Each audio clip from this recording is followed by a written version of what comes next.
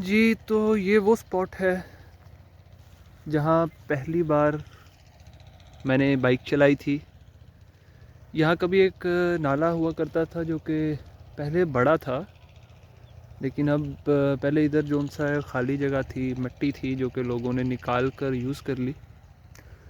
खैर, बचपन की काफ़ी यादें हैं यहाँ।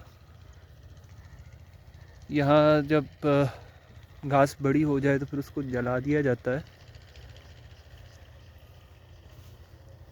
ये सारी जगह जब भी छुट्टियों में गाँव आना, 10 दिन के लिए, 15 दिन के लिए, सारा बचपन यहीं गुज़रा। और ये वो जगह है जहाँ नाला डेक, कुछ लोगों को तो पता होगा नाले डेक का पानी यहाँ आया करता था पहले।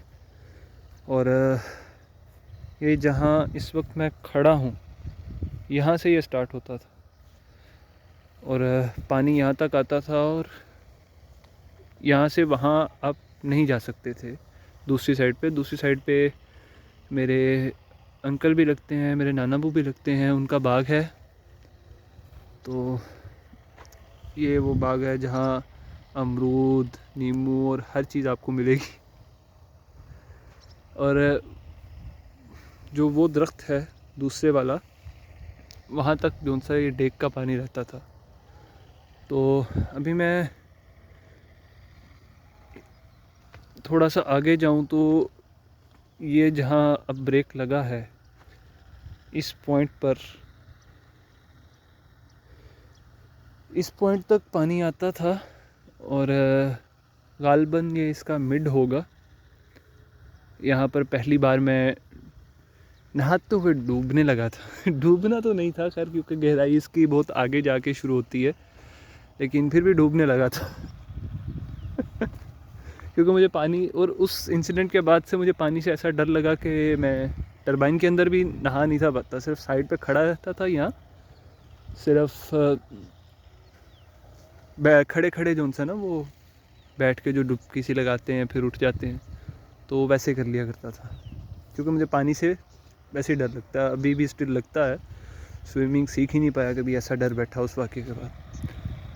तो यही वो जगह है जहाँ पहली बार मैंने बाइक सीखने की कोशिश की। और कज़न ने भी क्लच पकड़ा हुआ था तो मैंने फुल रेस दे दिया। वो शुक्र है क्लच छोड़ा नहीं था छोड़ने लगा था बेचारा, लेकिन उससे पहले मैंने रेस फुल दे दी तो उसने रोक लिया, थोड़ी सी बाइक उठी। और जिस रोड से, जिसकी वीडियो पहले मैंने बनाई है, उसी रोड से चलकर हम आया करते थे, इधर खेला करते थे, इधर क्रिकेट खेला करते थे और फुटबॉल लेकर आते थे सारा बचपन। अस्सलाम वालेकुम। और गांव में आपको मोस्टली लोग जानते ही हैं। गांव एक ऐसी चीज़ है जहां हर बंदा आपको जानता है।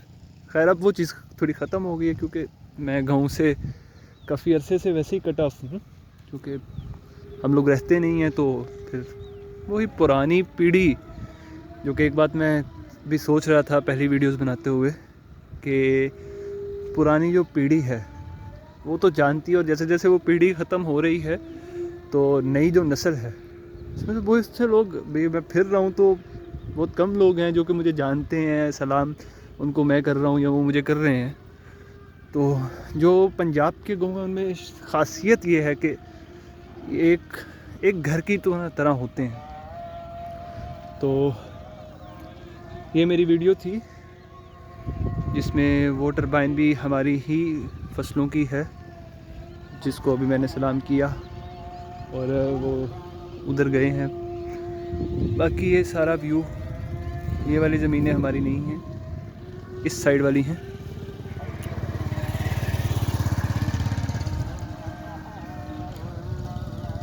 और शाम के होते ही ये इसका व्यू है।